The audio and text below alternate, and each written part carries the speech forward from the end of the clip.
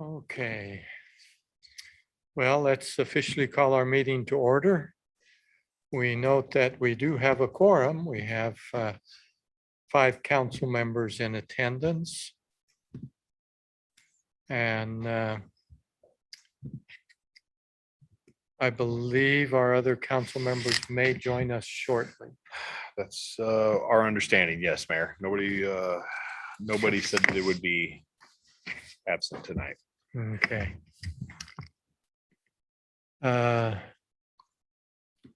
With that, before we do the minutes and the other items on our agenda, I just wanted to perhaps briefly mention I have a concern. Given the ongoing pandemic COVID-19, if we should make any modifications. I know different groups are requiring masks, social distancing, and wondering if we ought to consider that as well.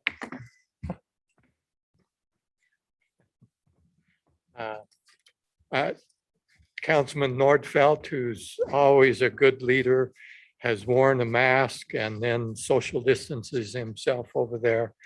Although that's his usually spot, why? Maybe everyone else is moving away from me because of the way I smell. But it reminded me, and I've been thinking about that a lot this week. And, you know, there is a lot happening, and they're expecting a significant increase among school-age kids. And since many of you have children or grandchildren, that may be an issue in your lives. And even though I know I'm in the group that's been vaccinated, and they're telling me, or I see on the news, that maybe I'm going to need a booster shot. There's just a lot of questions, and I don't want anyone to not come to our council meeting because they're concerned because maybe we're not wearing masks or not social distancing or something, but the council will decide. So I just mentioned that. I don't think we have to make that decision now, but I think maybe if we are going to do it, maybe by next week, we ought to have decided and let people know. Yeah, I saw a teaser that Salt Lake City, that Mayor Mendenhall was going to require masks in the buildings again. And I mean, I don't know, maybe we can hear from Chief Evans what we ought to be doing or what he would suggest, or we can certainly, well, we have the option of signing in electronically too. I was going to wear my mask, but I forgot. So I just kind of out of the habit, but Well, certainly from a staff standpoint, just to let you all know as a council, whatever you guys would like to do, we'll support that. So if you want to make masks mandatory here for the council meeting, or if you want us to start splitting up again and still have a physical meeting and maybe social distance, or if you want to go back to a Zoom meeting, however, we're good and we'll support whatever that is. Well, one thing I do think we ought to maintain the physical location, the anchor location. And if need be, then we can either rotate who comes or figure something out. But I think we ought to keep the dual nature that someone can come. A lot of people think that because they're vaccinated, that they're safe, and they are safer. But I've been watching the county COVID dashboard. They've recently added a new page to that shows the percentage of the tests that are coming back positive. What percent of those are fully vaccinated? And so far, the month of August, it's 25%. So 25% of the positive tests are with people who are fully vaccinated. And I think the number of fully vaccinated people who are carrying and sharing this Delta variant is a lot more than 25%, because people who are vaccinated don't tend to get as sick, and so they're not being tested as much, and they don't think that they're going to get sick. so they don't get tested. So I don't think that we should say, oh, I'm vaccinated, so I shouldn't follow the guidelines of the CDC. We're still, even if we're vaccinated, there's a chance that we could have it and share it, and that chance is going higher every day.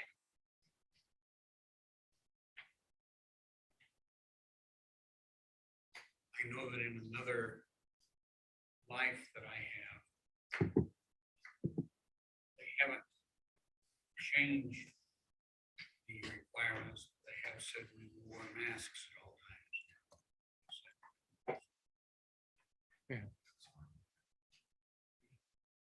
times.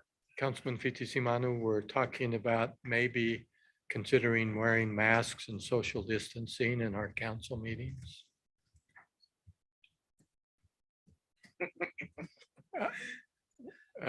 It would be starting next week. Mine's here. But I think, yeah, I got one here too. No objection for me.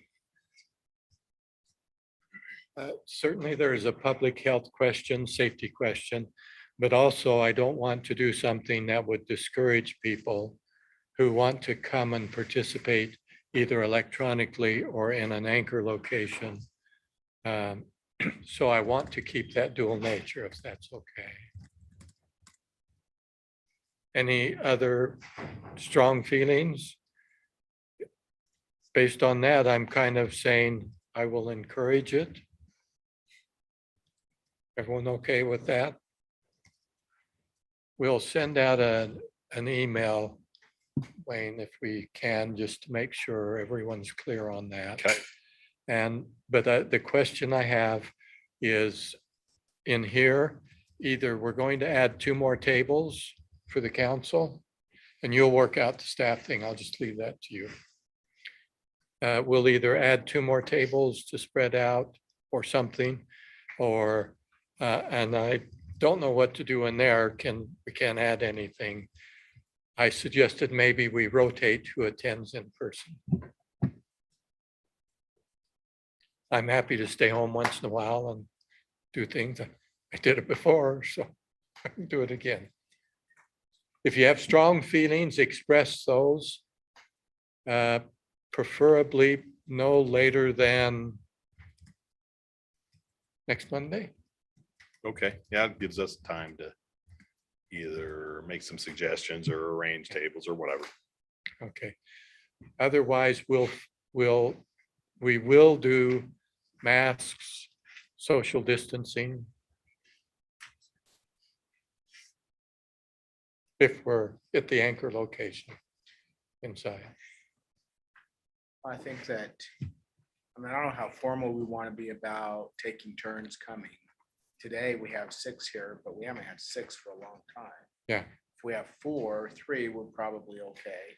But if we're like taking turns and then, only one person comes because the others wasn't their turn and the others decide to sign in electronically anyway, maybe that would be a little awkward. Of course, you were doing that, Don, right? You were sitting in council chambers while we were all other places. That was more of a internet problem than anything else. We didn't have an audience there to interact with you either. No,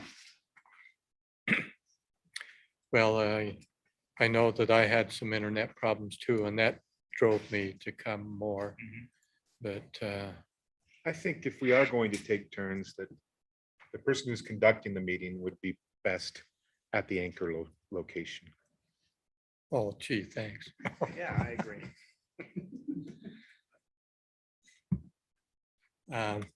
And no, that may be wise, especially if their comments are to be directed to the person conducting the meeting.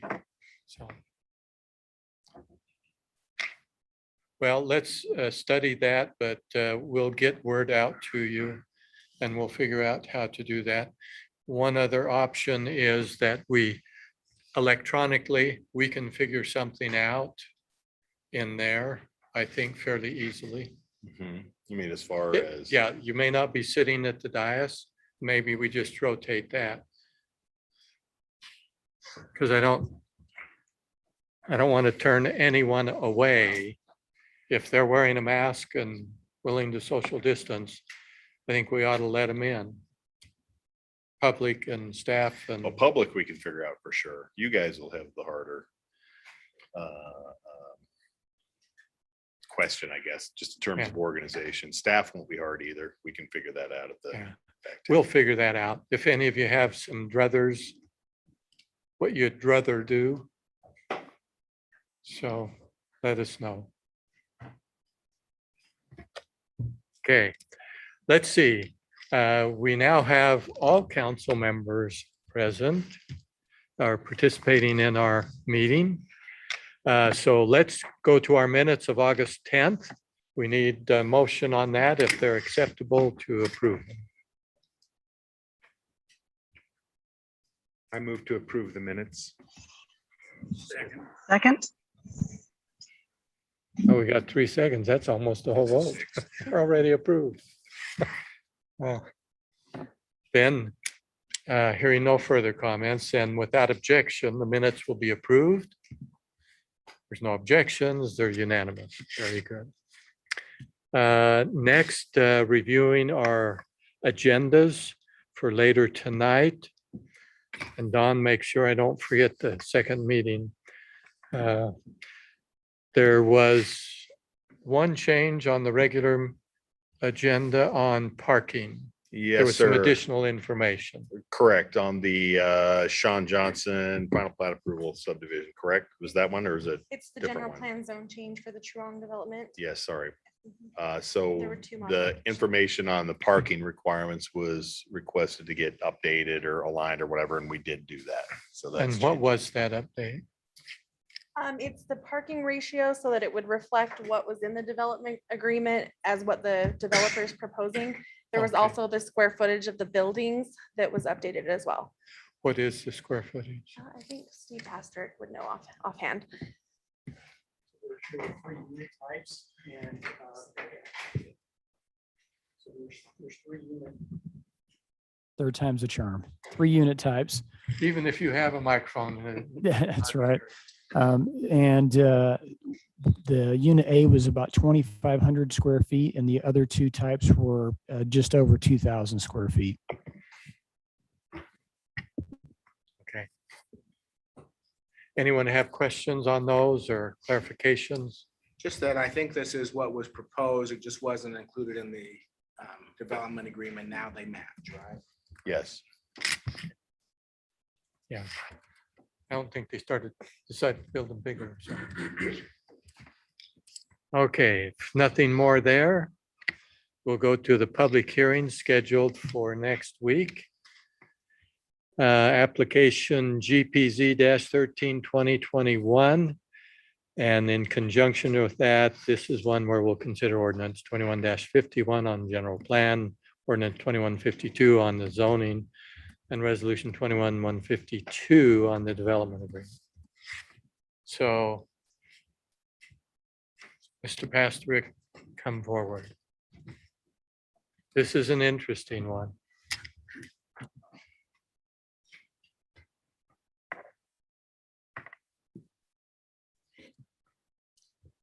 Thank you, Mayor. So I'm gonna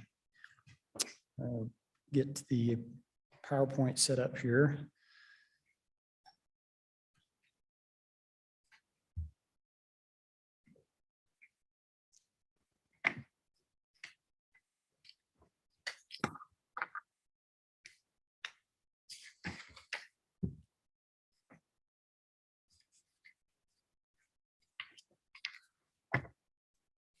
Okay, thanks for your patience there. So this general plan zone change involves 2 pieces of property.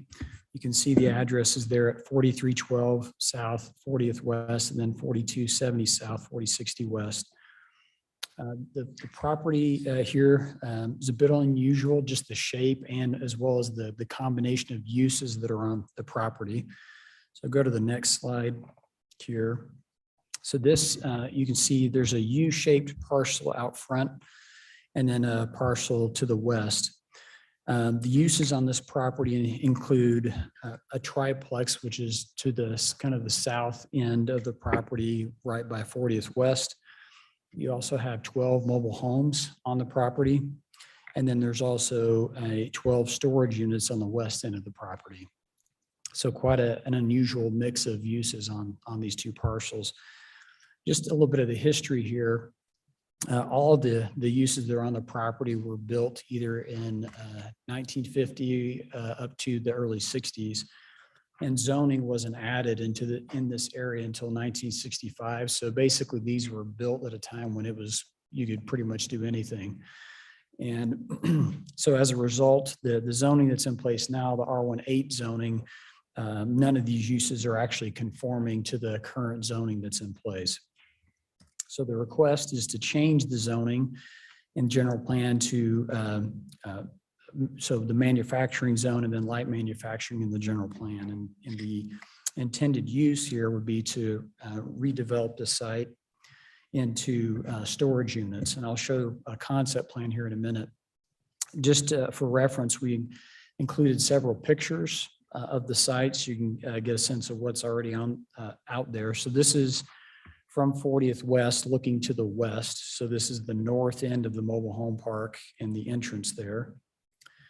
Now this auto repair shop is actually not a part, but this is what that U-shaped parcel wraps around, is the auto repair shop.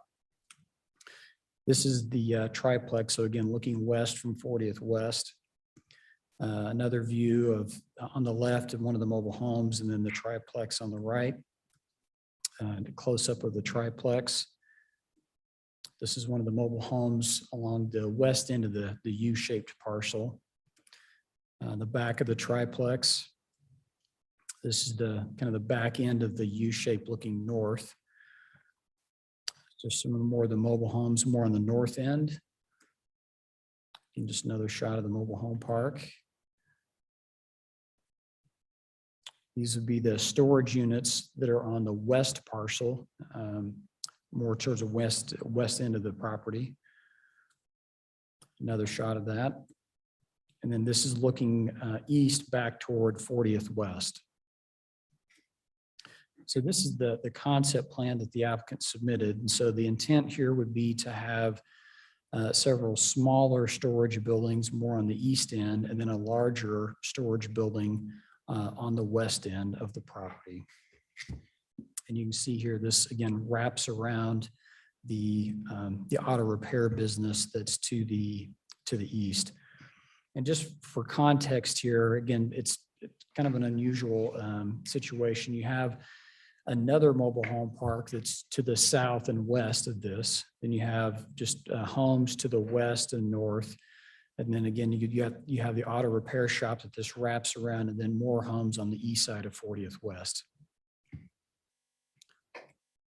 So just for reference and comparison, so in that concept plan, if we go back, they're proposing to build the storage units at the property line. Normally in the manufacturing zone, when you have residential neighbors, you would have a setback. But we have had a number of projects through either a variance or a development agreement where the storage buildings have been allowed to be built right on the property line. And the thought this is one example on 4800 West, just north of 4700 South, where you can see this storage project was built to property lines. And the intent of doing that, and at least in the past, has been that either the board or planning commission didn't want to have these areas that are kind of hidden, tucked in behind, a residential fence and a storage building, and it kind of creates these hiding places and places that are difficult to maintain. One other example of that would be, this is up the street on the top here is 5400 South, and then you have 6055 West. This is by Silencer Co. There's Silencer Co. is flanked by a couple of storage unit projects where the storage units were built right to the eastern property line next to homes there. They're actually outside of the city. So just a couple of pictures. This is the project on on 4800 West, where you can see it's the built at property line. And then again, this is the project. They're off of 6055 West, where you can see it's basically built to property line. So again, just to recap then, the request here is to change the zoning from R18 to the M zone, as well as the general plan from low density residential to light manufacturing. There is a development agreement that's included with this proposal that addresses 3 issues. One is that is limiting the use. So even though the zone request here is manufacturing, the only use that would be allowed is the self-storage facilities or storage units. So that's one provision. The other has to do with the setback. So again, allowing the buildings to be built at property line as opposed to being set back. Now that would not apply on the street. They would still have to have the building set back off the street, but where there's residential neighbors that they could build to property line. And then the third provision had to do with the height of the buildings. The Planning Commission was concerned that where you do have residential neighbors, they didn't want to have, if they're going to be built on property line, that there's a limitation on the height. So they capped that at 12 feet, which if in looking at this picture, this building here is roughly that of 12 feet, so, for reference. And this last image here, this is actually looking west from the homes that are just east of that storage unit project that's over by Silencer Coast. So in between those 2 buildings or 2 homes, you can see the storage unit buildings in the distance there, just again for context. Any questions on this application? Steve, I have a couple of questions. Yes. So on the second storage unit you showed, there's a 3-foot gap between the back of the building and the fences. Can we require they put it right next to the fence line so we don't have that garbage collection and weeds? Because it doesn't look like these people maintain that back there. And then second, can we make sure, because there is a height restriction that they start with the grade as it is now and not let them build it up? So on the grade issue, that's certainly something we can address. It's not currently specifically spelled out, but we could. In this particular situation, looking at this image, I'm not sure if it's an issue with like the foundation where they needed to have this be built a little bit off the fence line, or perhaps the fence line wasn't actually put on property line. There could be a couple of reasons why they didn't build right up against it, but that's something that we could also address, is having the building actually be built right up against the fence. I mean, I believe that's the applicant's intent. I just, in this particular case, I'm not sure why there's a bit of a gap there. Okay. And then as I read the material, there will be a cinder block wall where there are not storage units creating its own cinder block wall. Is that correct? Or masonry wall? Correct. So if going back to the concept plan, their plan is to have a secure facility so for example, at the west end of where the auto repair business would be, you would have a concrete or masonry wall that wraps around that, so that essentially the whole storage unit project is fenced off, and you really the only way to get in would be off of 40th West.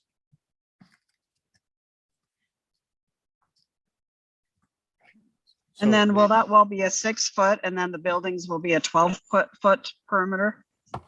That's right.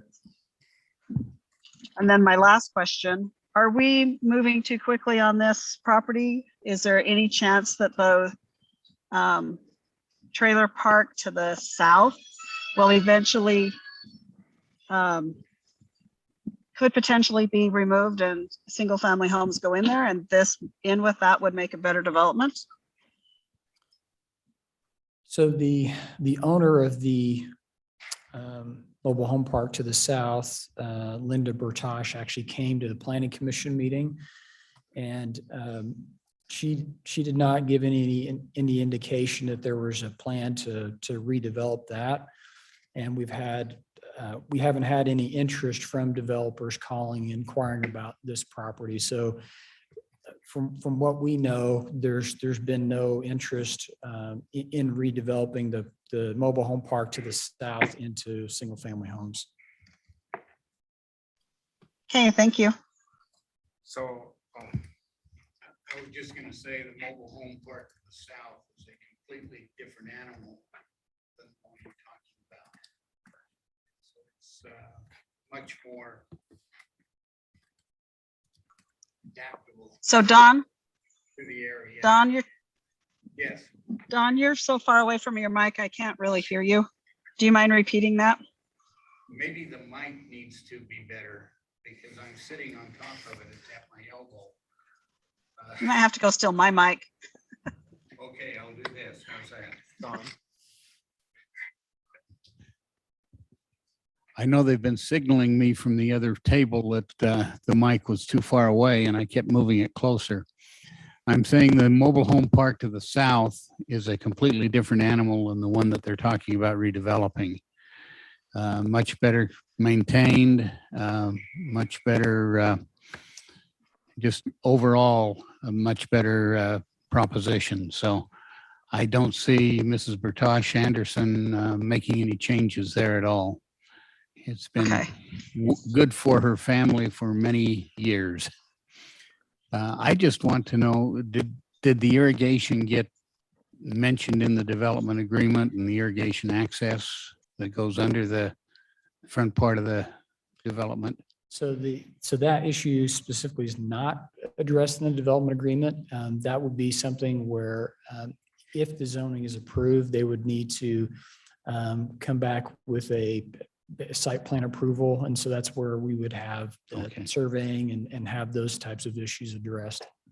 Okay, because it has been a problem there under some collapsing from previous tenants and owners.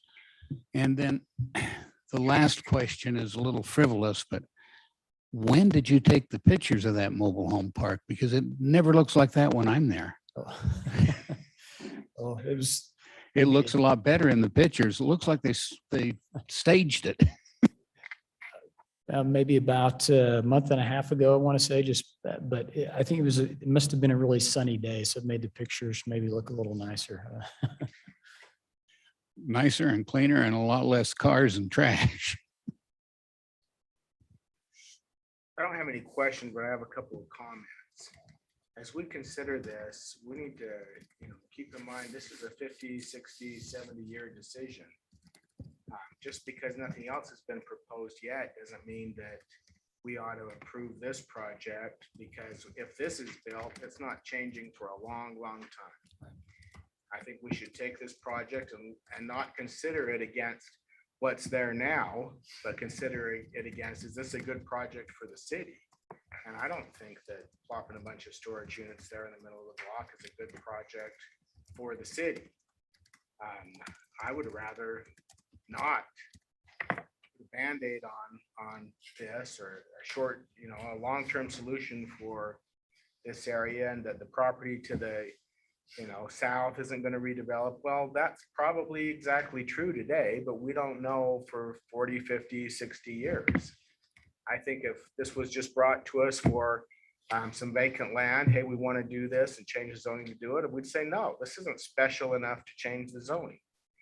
And that it might compare, if we say, well, it's an F grade as it is, so let's make it an E grade, that's not good enough for the long term. One man's opinion. I agree with that. Can you hear me? You're very soft. All right. Yeah, but can you hear us? Can you hear me now? Yes, thank you. Okay, I agree with Steve Bueller. I think we think about a long term. We need to make a connection with the one in the south, and maybe in the future can do something for this area, make it nicer for the whole area for our city. I think that this one is are really not really, to be honest with you, not really attractive to me. So that's my comment. Well, question is building B right there. What does that look like? Are they gonna put something there, stores, or what is that? It'd be storage, The big stores, storage, the big one, or a large storage building. okay? Steve, the property that is in the middle of the U, the auto repair shop, that's a separate property owner. Yes. Okay. That's what really creates some problems there. Because I think around that U, the U portion, that's, I can't conceive of how that could be developed into homes. It's just, so unless they were to consolidate various pieces of property, there aren't many uses other than a trailer, which is long and skinny, or a storage unit, which is long and skinny, comparatively speaking. We don't know how long that auto repair shop will be there. I take my cars there sometimes, but, and I appreciate their service, but you know, everybody has their price. And certainly could be changed to something else. It's not really where you would expect to find an auto repair shop either. Probably not zoned for that, or is it? Was that there? That was there before everything too. Correct. Well, it's still currently zoned R18, That's right. everything, yeah.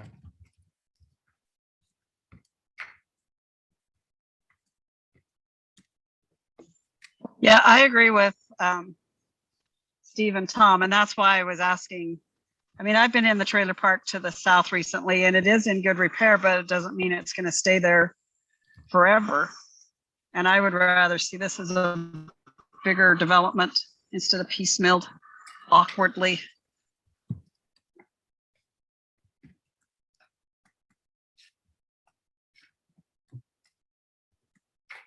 Any further questions or comments?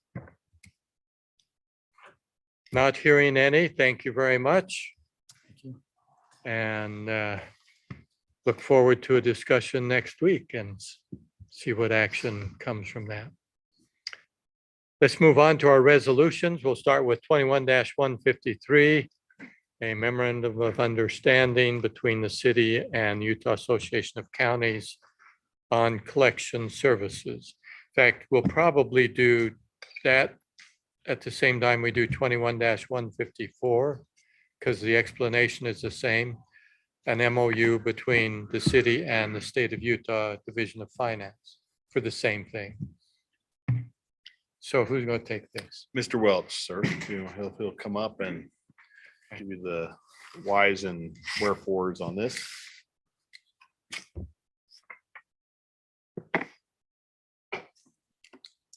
Thank you.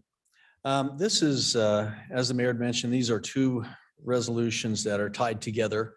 One is a memorandum of understanding with the Utah Association of Counties to act on behalf of West Valley City as our local agency clearinghouse with the Department of Division of Finance with the state, who is the state department that collects and distributes tax refunds and other funds that are due to individuals. So what this is an opportunity for the city to participate with the Utah Association of Counties, where they will take lists of debts that are owed to the city. So this could be any type of a debt that is at least 90 days old and at least $10 or more. And with that debt, they match it up with a social security number, and they make sure that the individual is the correct person. Then they send that to the Department of Finance, where they will attach a levy to the refund or to the monies that the state owes to the individual. So it's a right of offset, and it allows us to collect virtually anything that is owed to the city that way. It is being used by a couple of other entities right now. They've been pleased with the results. They do charge a fee for this. They charge $25. And that's $25 on top of whatever they collect for our debt. They will also collect partial debts. So if somebody owes $100 and they're able to collect $75 of that, then we would still have a balance owing to the city. And they can continue to go back and ask for that the following year if they're not able to collect it. So it seemed like a pretty efficient way for us to do this. It's an opportunity we haven't had in the past, although it's existed in law that it's available. We don't have the horsepower internally to do that. They send a letter out before they do the levies. They track this electronically, provide website services for us to submit the information. And it should give us the opportunity to collect a number of different debts that are owed to the city that we have not been able to collect through traditional sources like Bonneville or through the small claims service or through legal. So we think it's a real opportunity and would like to proceed forward with this. You Yes, sir. said for $10 or more, but it's a $25 fee. Why would you send one for $10 to them? I think he's saying the $25 fee is added to the debt. That is correct. So similar Also, to the fee is passed on to the the debtor, debt owner. that is Debtor correct. pays $35, we get our 10, Oh, the state okay. gets their Yep. 25. And that's the math. And we haven't ever done anything like this before, so we've just been stuck trying to get a judgment, garnish it from wages, whatever else. I mean, this is a huge stick for people that have been skating by without paying their obligations. But certainly, I think it's responsible of us to collect those, because if I get a ticket or something, I'll pay it, and everybody ought to be participating. We do use a similar program with property taxes, but we're only able to do certain types of debts through the county process with property tax attachments.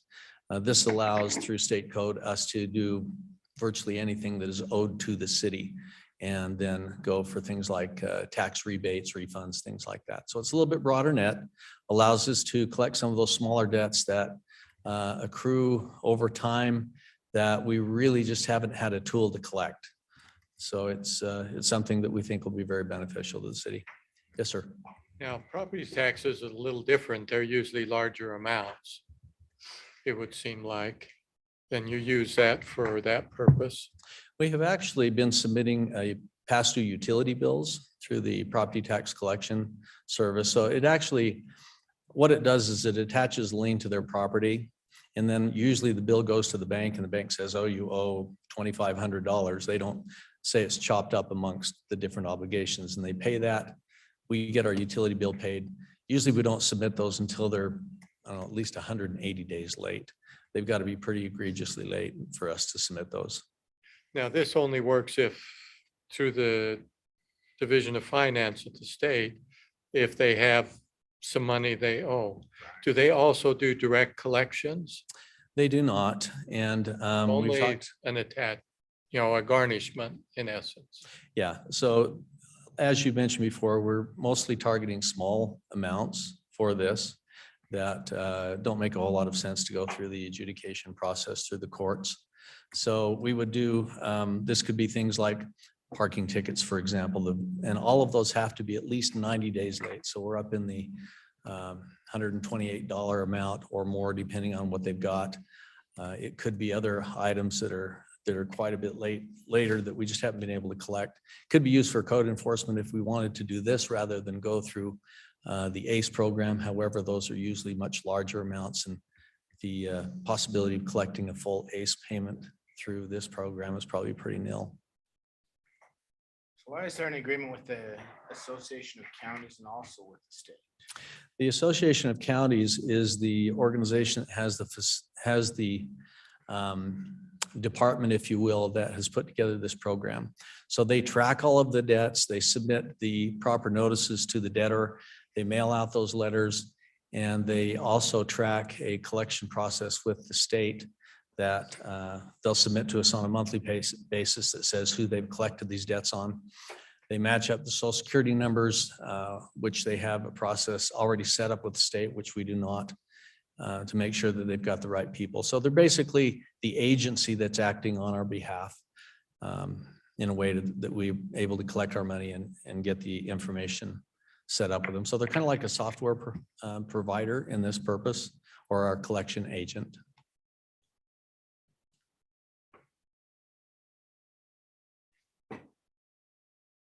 Any further questions, comments? If not, Jim, thank you very much. Thank you. And we'll go to resolution 21-155, mutual aid agreement for emergency fire and medical services.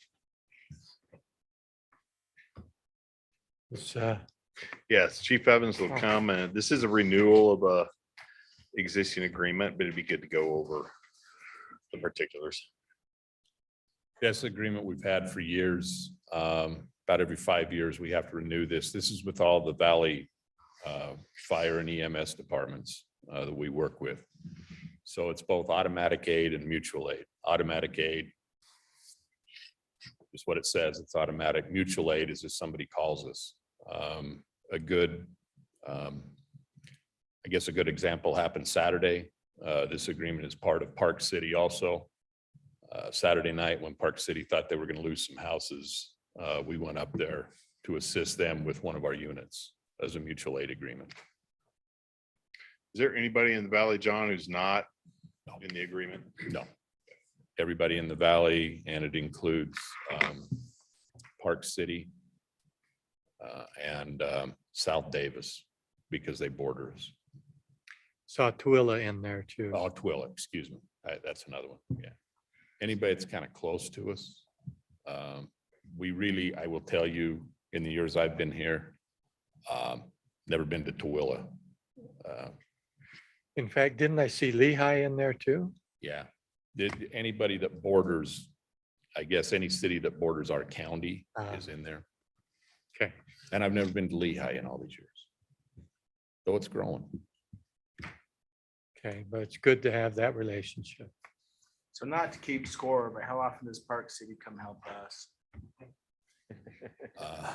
Well, this is the first time we went there, so I guess it's 1-0. I have seen West Jordan units. Yes. In the city. I don't, Yeah. and South Salt Lake. And Unified Fire, that's the automatic aid with our dispatch system. That's the ones we work with most, is just the valley departments. And I would think probably between South Salt Lake, West Jordan, and Unified, we have needs greater than that, we're in real trouble.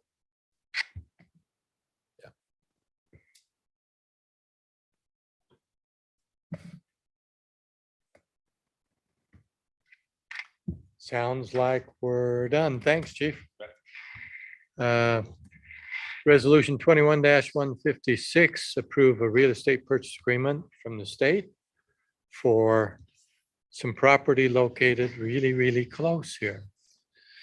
Yes, thank you, Mayor. So this property is the last of a list of capital facility improvements, acquisitions, builds that we started some 5 to 6 years ago now. And there are a number of reasons why we haven't been able to get this one done, but we are taking one step further along that line. So just to clarify and remind everybody, this is the other half of the City Hall building, which the state owns and uses for a court facility in various ways over the years. They've agreed to sell us the property, which we would then remodel and move our current court function over there from the old public safety building, which now only has the bottom floor occupied. So there have been a couple of things that have delayed this project in the past. One, getting the state on board with terms and agreement from a schedule to actually vacate. We've gotten over that hurdle. They have asked us for one last extension. So they don't want to actually vacate or execute the purchase agreement until December, but we do want to get the purchase agreement in place. So we've got that, got it on price. Price is based on appraisal. So that's all legitimate and set up. The next portion for or next puzzle piece into that is at the point that we then get the court moved over to the building, we can then proceed further with our developer over there in the office complex, Mr. Hanson, and move on with that next phase of that development. He's not in any particular hurry right now because of the disruption to the economy that we've seen over the past year. We are in a hurry, but again, we've had the state issue in terms of getting the property turned over. That's delayed us. Now we will have another one, which we have not had in any of the other projects, but due to the delay, how long it's taken, we will have further delay on this project, which is the 3.9 million is a purchase price, but we only have 5 million for purchase and renovation. So we'll have to come back at some point, propose to you a plan for actually either scaling down or scaling up, whatever the remodel price for the court will be. That will also be re-examined in that we had a proposed close to final design. I'll call it a 90% final design before COVID and the pandemic. We probably are going to want to relook that to see if our office needs are the same, whether operations will look the same, all that sort of thing. So we will go forward and do that as well. So you might well ask, well, then why do we want to do this now or in December? The answer to that is regardless of the length of time or even the use or whatever happens with the court, we're going to want that half of the city hall building eventually anyway. We don't really foresee it'll be anything other than a court, but even if it was, we would still want that for future expansion of the city. So therefore we would recommend going forward and buying the building anyway. So that's the short summation. The siege we've had on it hasn't worked. It's worked, but it's kind of almost been more like the siege of I was going to say Stalingrad, not Stalingrad, Leningrad.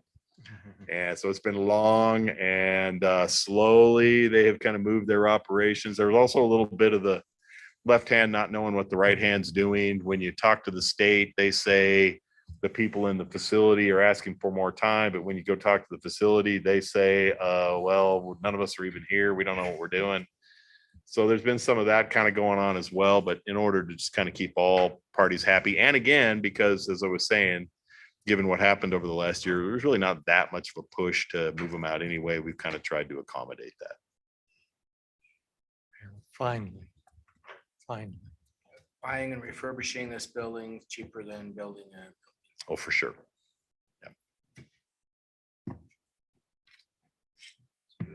What do you project is the life of this building? How long will this last? us? That's actually a fine question. I would just be kind of shooting from the hip, coming up with a number. I mean, obvious, the answer is you can extend a building out forever as long as you want to spend the money to renovate that. But maybe having Jake here, if I can put him on the spot, he probably actually has a little bit better feel for what the options there. So you heard the question, right? Yes. Okay. Let me answer. Yeah, no, come on up, please, Jake. Thank you.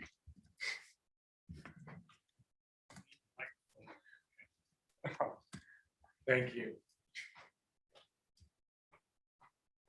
Thank you, Councilman Nordfeld. The answer is all of our city facilities are built to 50-year standards. So I was around when I was building this building.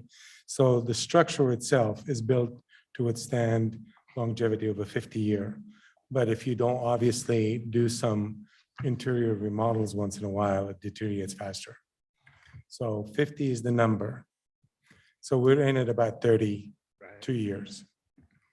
That's how long I've been here. You still look like you're in good shape, so. Oh, thank you. The building is in very good shape. He's had a as few well. remodels. I have few remodels, Plumbing thank you. work, maybe some electricity. Sure. There's 7 stints that says I'm pretty good. Any other questions? Jake, Yes, I'm going to call an audible here and take a moment. Would you want to give the council a little update on what's going on with our facade project out there in front of the court? sure. As well as what that's absolutely. going to lead to here in the next little while? They may be wondering. You bet. That's a very good question, Mr. Pyle. Recently, as I've noticed, and probably some of you have noticed as well, our facade in the building is a steel structure with nothing but foam and some stuck on the outside. For many years, we have been putting Band-Aids on that facade by fixing it, repairing it.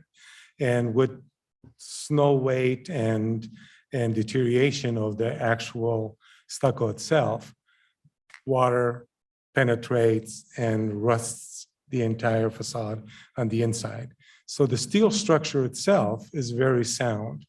But however, the studs, the metal studs were interior portion of that facade were all deteriorated to the point where it became very risky. So I had asked several contractors to come and give us a quote of how to renovate the way it is. They refused. They didn't want to touch it because it was pretty dangerous. So I proceeded in making a large hole to put my head in there to see what they're talking about. As I touched a lot of the studs, they just fell apart in my hand. So with the permission of Mr. Pyle, I wanted to do something to safeguard, obviously, to make it safe. We started at the court side of the building, which we were hoping that by now we owned it and we were going to start the remodel. So we started with the permission of the state to take the facade portion down and to see what else we could do with it. And as you know, I deal a lot with EDA architects. We asked them, what can we do with that facade? Two recommendations came up. One is to rebuild it the way it was with new stucco and new studs or what have you. And the other one, to make the building look a little bit newer, up to par with today's world, so to speak. So they recommended to leave the facade off and fix and clean the actual steel that is inside of it by sandblasting it and painting it to accent the brick that's behind it and restucco the columns to a newer, modern, better looking color. And because we're also looking into replacing the stairs and the sidewalk that has been deteriorating for many years, and we've been patching in, and Public Works been great in helping us cut pieces of the stairs and replacing it. It becomes time, again, as I said, the building structure is 50-year or better building, but if you don't spend some time and effort in renovating the facade or the interior or the exterior of the building, it would look like a 50-year building. And hoping that the outcome of what we're doing at the state's stairwell, it would be pleasing to you. So that's what we're doing. The colors right now are not definite. We are going to paint 4 or 5 different colors on the front of those beams to give us an idea what color would look the best to enhance the look of the building. And the same thing is with all 3. Actually, we thought that one was the safest because it was the least deteriorated. The other 2 at the city building are worse. But once we opened that one, I can only imagine what the other 2 look like on the inside. So it's a safety thing. As soon as the contractor touched those bricks, they just fell. And I was very grateful that nothing had happened during the earthquake. It could have been pretty bad as we were exiting the building. So thanks, Jake. So yeah, and kind of just to put a fine line on that, what we're really doing therefore is ensuring there's no safety hazard over there. And at a relatively low cost, we're kind of playing around and experimenting with it to see if we can make it look good and complement the building, as Jake was saying. So if you see us messing around with this thing for a while, that's why. It kind of came up on us unexpectedly, and now we're trying to figure out the best way to handle it at the best cost as well. Thank you, Mr. Pyle.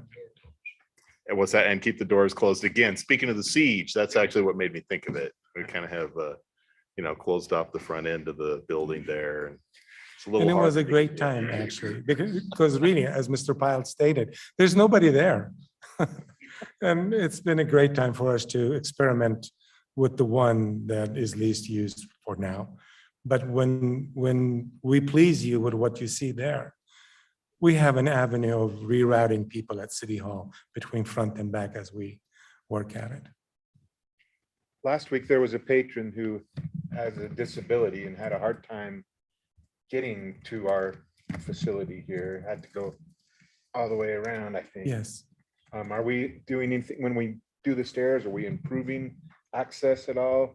We are, as you recall, our ADA accessibility from which I call the back, which is the parking lot, it is at the edge of Building A, which we're purchasing. So we're widening the ADA ramp, we're widening the sidewalk in front of the courts and entering back from the point B of the building, but also still giving access from the front of the building with our ADA ramp as well. So I'm sure you knew that we have an ADA ramp up front. That's what he said. He had to go Yes, From the you have to parking go lot. around. all the way around. so- Unfortunately, yes. Yeah, The accessibility of the existing ramp right now, it's still operational, but the state made us enclose and make a safe walkway for their door for the 1 or 2 patrons that visit them a week. Okay, thanks, Jake. Thank you. All right. Then, with no further questions on that, we'll go to Resolution 21-157, reimbursement agreement between the city and Granger Hunter Improvement District. Thank you, sir. So we're gonna have Mr. Johnson come up and tell you what's going on with this project.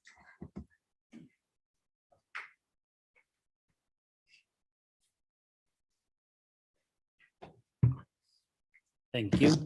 Dan Johnson, Public Works.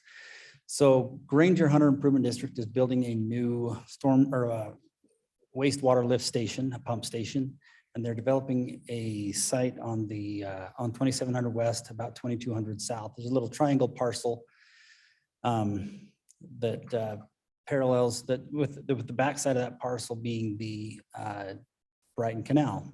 And as you may or may not be aware, the Brighton Canal is in the process of shutting down operations and has actually filled in the canal, physically filled in the canal, buried it between Decker Lake Drive, Decker Lake Boulevard, excuse me, headed to the east.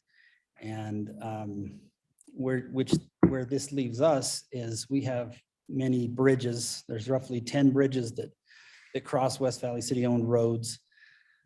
And 2700 West, right by Granger Hunter Improvement District's sewer lift station project is one of those bridges where we will, with the ending of the operation of the canal, we will be left with bridges in the right of way that are really just potential nuisance bridges with, who knows, people potentially getting underneath them or them collapsing without inspections occurring or whatever. So Granger Hunter is working on this sewer lift station project, and they're in the process of and so they're laying sewer line, which would necessitate that they remove a portion of that bridge. Well, we don't want them to put the bridge back, but what we do? So we got together and decided that it would be in the best interest of the city if we paid to remove the remainder of the bridge that they would not be removing. Which is roughly, so we've kind of worked out some things with them, and we're proposing that we enter into this reimbursement agreement with the district to pay them to remove the rest of the bridge, which is roughly 60% of the bridge removal costs. They're going to remove 40, we're going to remove 60. And so to us, it seems like a pretty logical opportunity to get this bridge out of the way, reconstruct the road where the bridge once was, and move on beyond the bridge. So, any questions about what we're trying to do here?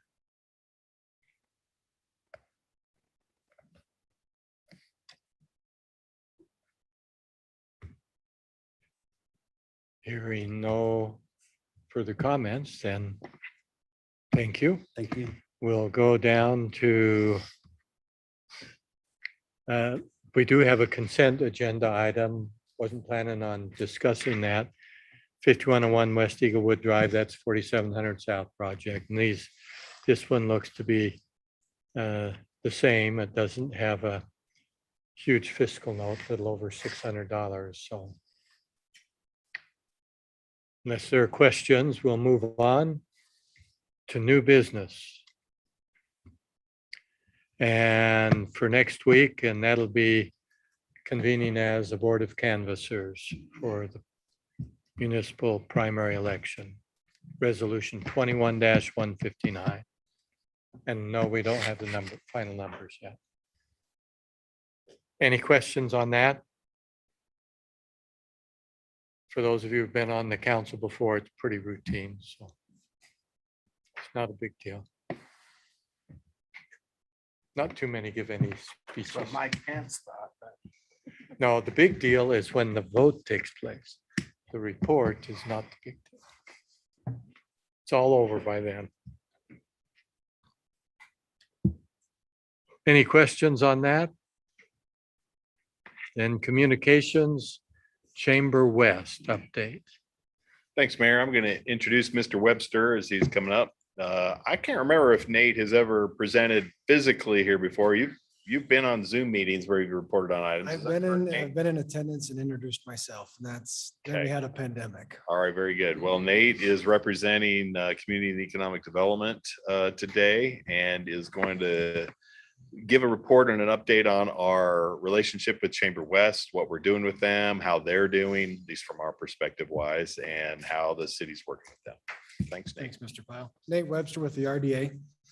It's a pleasure to meet with you. A little bit about our retention process that I participate in heavily on a daily basis is we communicate with new businesses, renewing business licenses, and those businesses monthly. We have an email, written letter, and in-person meetings that happen daily with all of our businesses.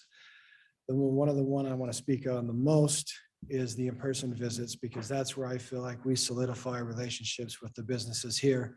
They really see our concierge service. We get the opportunity to discuss community events, cultural events, entertainment, our community outreach programs, and our workforce and Chamber West. I continue to be the contact, and what I tell our businesses, if they don't need a police, fire, or EMS, I want to be their point of contact. This has proven to be a great success as the pandemic came, as I was able to provide management with current and historical data to help navigate the pandemic and how our businesses were doing in our community. One of the integral parts of that was Chamber West. Chamber West continues to be a great resource in our toolbox as we have our outreach programs to our businesses. Chamber West has different committees that I'm a part of and encourage our community business partners to be a part of, many of which include their Board of Governors, their Legislative Affairs. They have a Tourism and Hospitality Committee, Small Business Development and Professional Development. They also conduct different events such as a gala, which we just recently had as a great success. They have a golf invitational that is an amazing networking event to be with the local businesses in our community. They can help with job fairs, conduct grand openings and re-grand openings. And these are the places that our chamber and our community really shine. An example of this was a local businesses that we recruited here to West Valley called 23-0. Had the opportunity to introduce all of our concierge services and the chamber and everything that the chamber had to offer. The owner of this company was very appreciative, as it was a low sales call, so to speak, and introduced the chamber. Justin was very appreciative as I made an introduction to the chamber. We talked about them coming to West Valley, what they did in the grand opening. The chamber took it from there and knocked it out of the park. And after that ribbon cutting and grand opening, Justin and his organization joined the chamber and are one of the great members of the chamber right now and participate in many of the activities. So this is just one example of how working with the chamber and their staff is a natural and organic handoff in working with myself. However, I want to personally maintain our business professional relationships with our business and our community and be their direct point of contact, so that if there is ever a need outside of fire, police, or EMS, they have a direct liaison to the city and my contact information. I'll help bulldog that and answer their questions. So that's our update with Chamber and our relationship, as it is very strong and ongoing. Thank you. Any final comments? None for me, Mayor. Okay, thank you very much. There we go. With that then, the council calendar, any questions? Then down to potential future agenda items.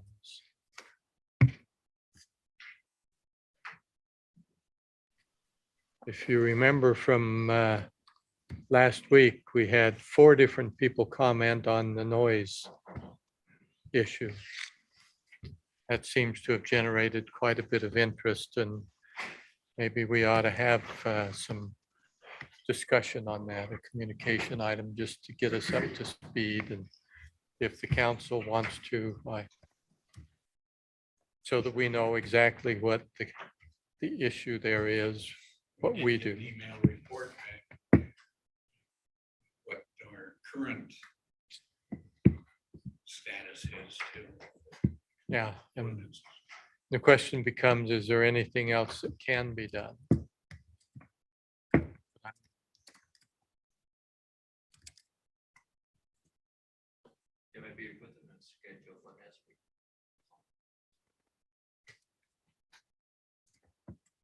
So generally speaking, if we have a couple of members, even if it's not even a majority that want to discuss it, why we're willing to put it on as a discussion item. No resolution or anything, but just a discussion item next week, okay? All right, any others there? So Mayor, I did receive a email from a citizen that was confused about garbage pickup and what time you have to have your cans out in the morning. I guess on our city website, it says 7 o'clock, and ACE has sent out letters to neighborhoods saying it needs to be out by 6:30 a.m. And so they were just concerned about the consistency and which one was correct.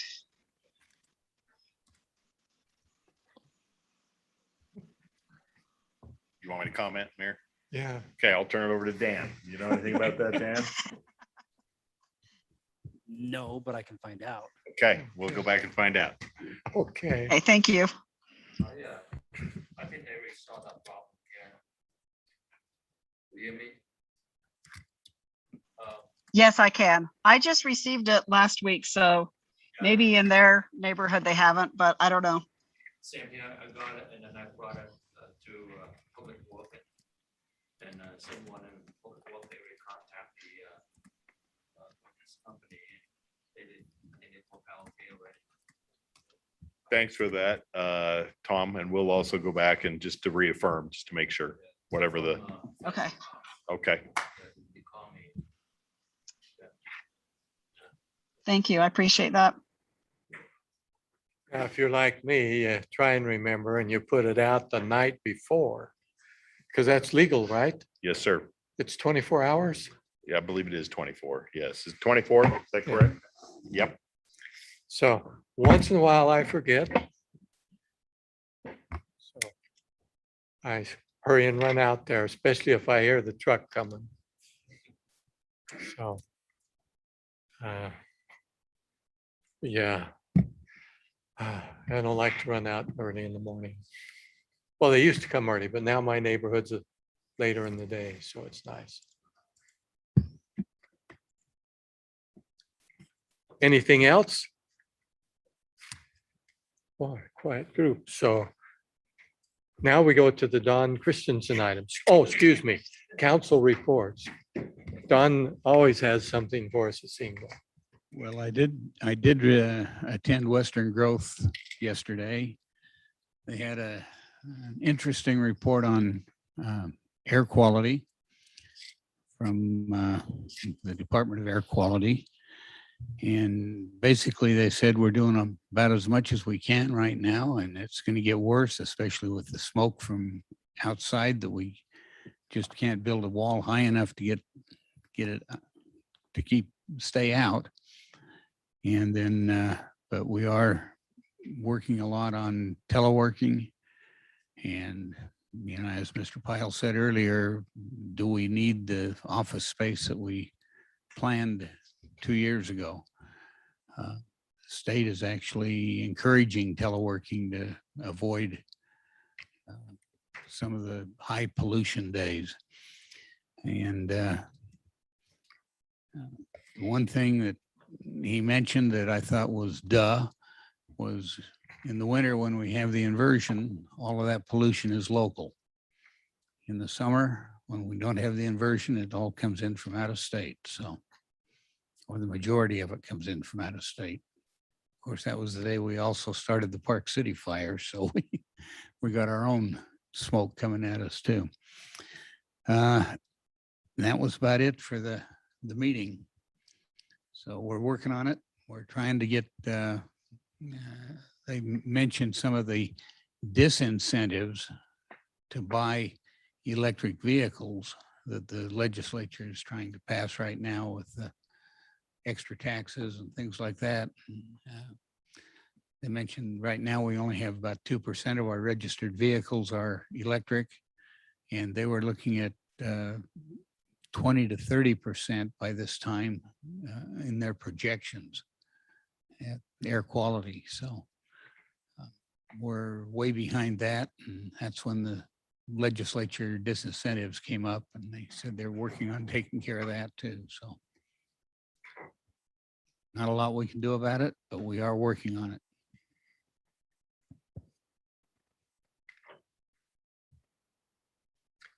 Any other reports? Just as a follow-up to that, I was at a meeting and someone asked me about the 100% renewable energy. And I said, we weren't there yet. We're working on it. But that, I think, was the right answer. We're working on it for sure. Absolutely are. Okay. In a number of good ways.